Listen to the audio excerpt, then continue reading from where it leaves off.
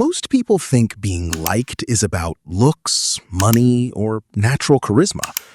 But the truth is, none of that matters as much as psychology. Our brains are hardwired to respond to tiny, almost invisible signals. When you know these signals, you can make anyone feel comfortable, valued, and connected to you in minutes. These aren't magic tricks. They are proven psychological tools that transform your relationships at work, school, and even with strangers. One of the simplest ways to get people to like you is something you probably already do without thinking: mirroring. When you copy someone's body language, tone, or energy, their brain senses a subtle connection. Psychologists call it the Chameleon Effect. But if you overdo it, it feels fake and creepy. The trick is to mirror gently. If they lean in slightly. If they cross their legs, wait a moment, then casually do the same. Their subconscious says, "This person is like me." Studies show that waiters who repeated a customer's order word for word received higher tips than those who paraphrased it. Why?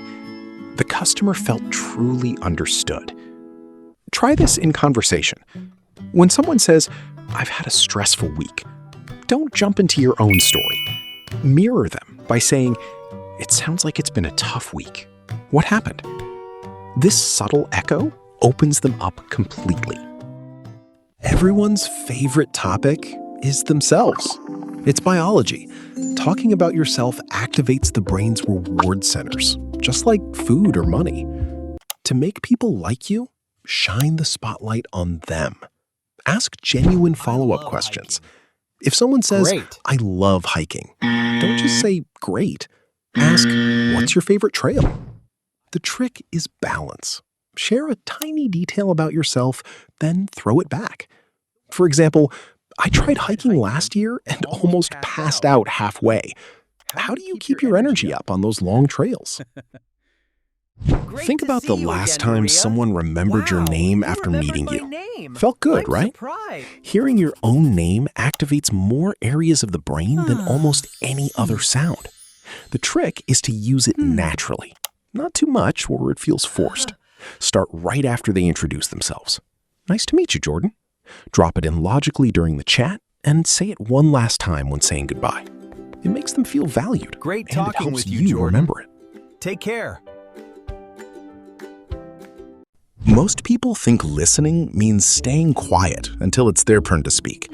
But real listening requires a pause. When someone finishes talking, don't jump right in. Wait a second. Nod. Let the silence breathe.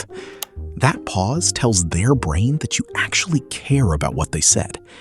Another trick is reflective listening. Repeat their core emotional keyword. If they say, "Work has been exhausting," just repeat, "exhausting."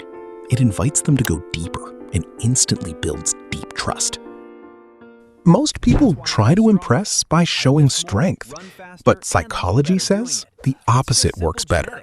Share a small vulnerability. This is the Pratfall Effect.